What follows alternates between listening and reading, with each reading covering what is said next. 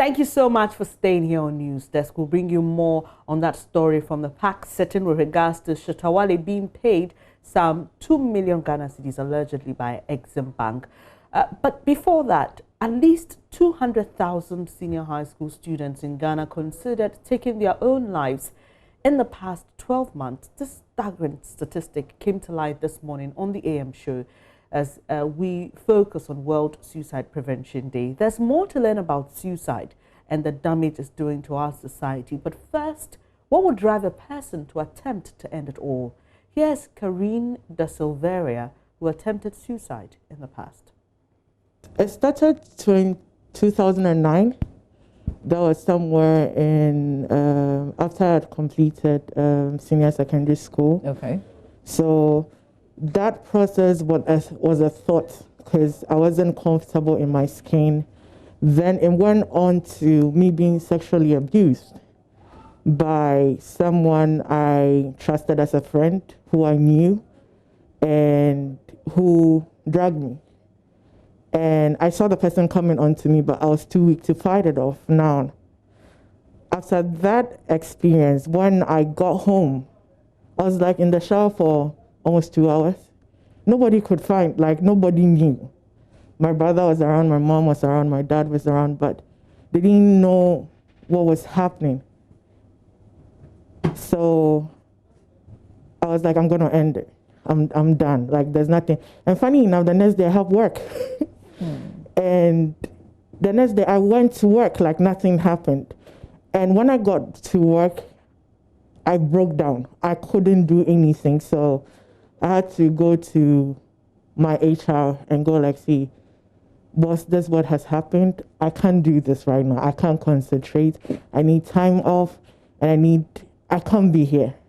So all through, he said, okay, he understood and I left. But I don't think they understand because at the end of the day, they needed me at work at a particular period in time. Say you said this and they'll give you like 3 days, go and think about it. But did you tell him exactly what he had gone through? Yeah, I actually said it. Why were you comfortable telling him, but you didn't tell family?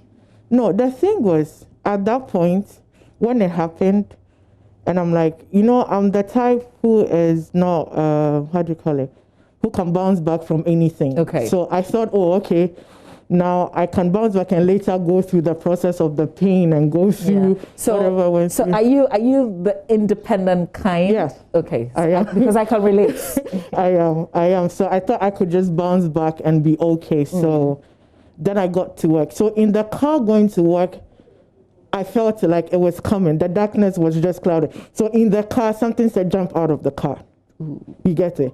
The voice said, jump out. This is the end. Just finish up with it. But then I was able to get to work. When I got to work, before I even got down from the car, I'm like, Karen, you can do this. Let's go. So I got to work and I was there and I'm like, oh, no, I can't. So luckily the HR I spoke to was a female. So, and I had known her for years because I've been working there for a period of time. So I called her and I told her, I can't do this. And she kept asking me, what is wrong? And it took time for me to even break what had happened to her because she didn't get it. So I finally confided in her. I said, this was what had happened. I need to leave ASAP. And on my way home, it was still like that. I'm like, okay. So at a point, I got down at the car at the beach area. Okay. I'm like, okay, so this is it. What are we going to do? Do you jump? Do you do this? Then another silent voice came in. I'm sure you want to hear more of that survivor story. Get onto our YouTube page. The full interview she had with Mama Viowusu Abuaje is there. But Karine is not the only one in this situation. Unfortunately, many other Ghanaians have come to the brink of suicide for various reasons. Let's take a look at some statistics we gathered from the Ghana Psychologists Association.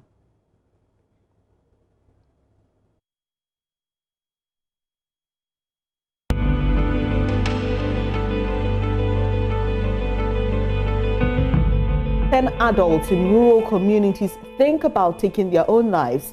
Nearly 3 in 10 junior high school students in Ghana report attempting suicide in the past 12 months. 2 out of 10 senior high school students report attempting suicide during the past 12 months. Among school-going deaf adolescents, 1 in 10 students report attempting suicide in the past 12 months across second cycle schools. About 2 in 10 students report intentional self-injury or self-poisoning in their lifetime. 2 out of 5 adolescents who identify as LGBT engage in self-poisoning or self-injurious behaviors. And nearly 3 in 10 police officers in urban Ghana report having had thoughts about taking their own lives during the previous 12 months. And this particular one, ongoing research indicates that some displaced staff and survivors of the recent banking sector cleanup have contemplated and attempted suicide. Well, we'll bring you some analysis on this, and we've been joined by Mr. Richmond Aqua Coleman. He is an executive member of the Ghana Psychologists Association. Thank you very much for your time this morning, sir. So those statistics we shared coming from your outfit, let me start off this way. We heard Karim's story. If you can unmute your device so we can hear you.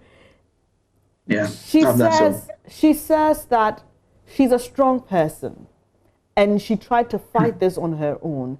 I'm sure there are many people in Ghana and even across the world who may identify with Karim's situation. But when do you know this is the time to seek counseling or to talk to somebody so your mental health does not degenerate?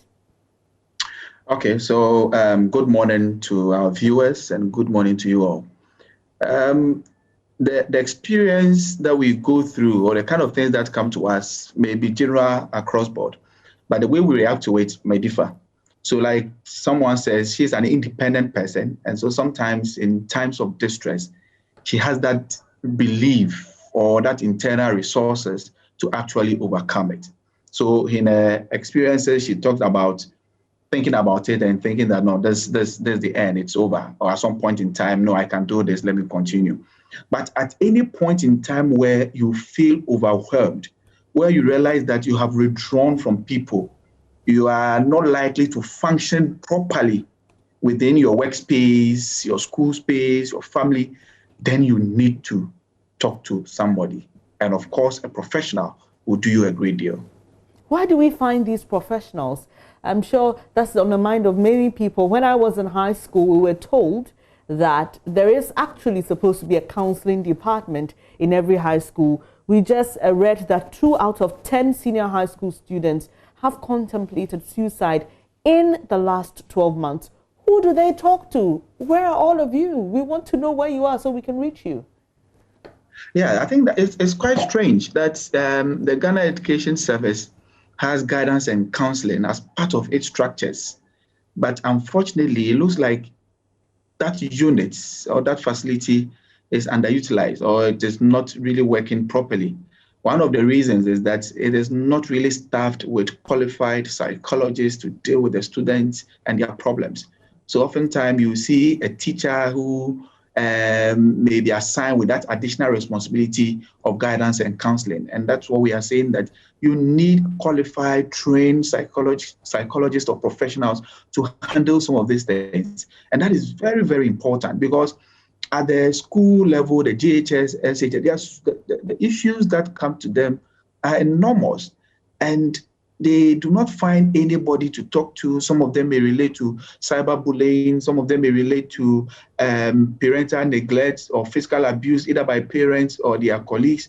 Some, of course, physical abuse could also be sexual.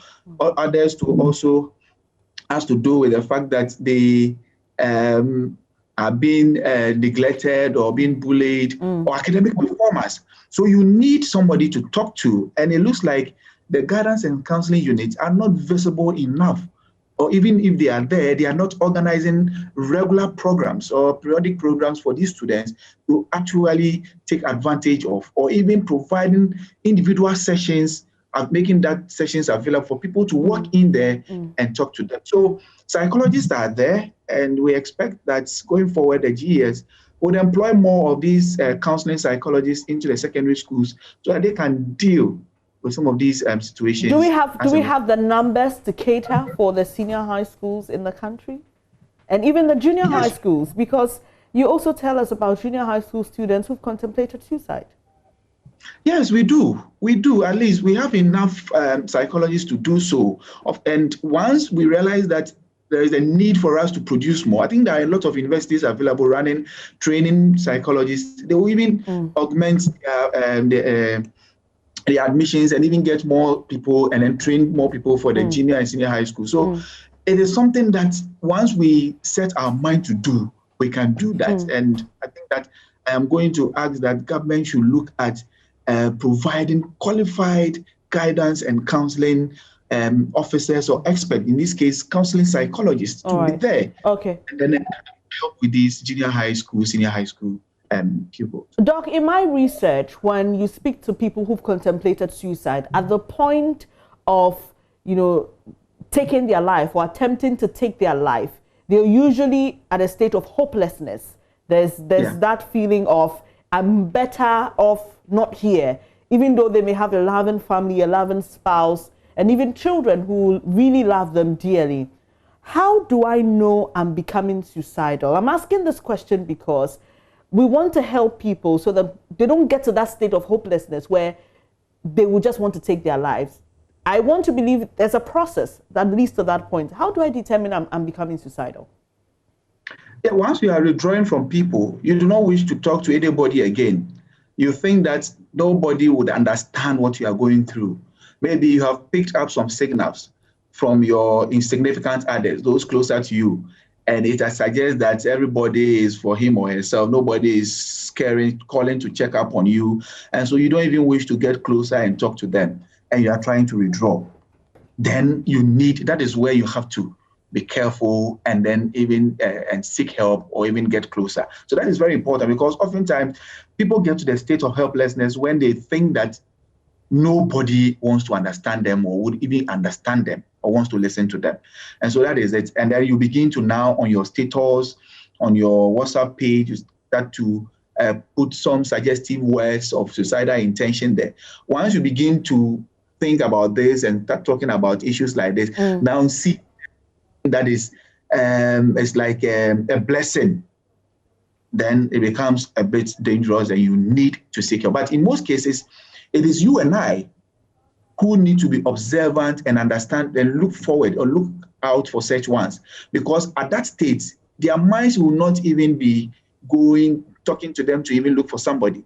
So those of us closer to people, of course, we know that some people have lost their jobs through the banking sector cleanup, through in distress. So many things have happened, and we know people who are going through a lot of distress because they've lost their job. It is up to you and I to always be very watchful and be observing how these people are moving about and carrying out their lives, what they are posting on their pages and all that. And once we see that they are contemplating or talking about things that suggest suicide, we need to quickly talk to such ones, find out if they need help, and then if it is something that they really need help, quickly direct them to a psychologist to help them. So they have to do so, but in most cases, those of us around them, we should be observant and quickly go to their aid and direct them to a psychologist or a professional. Thank you very much for your time this morning. Dr. Richmond Ako-Coleman is an executive director of the Ghana Psychological Association.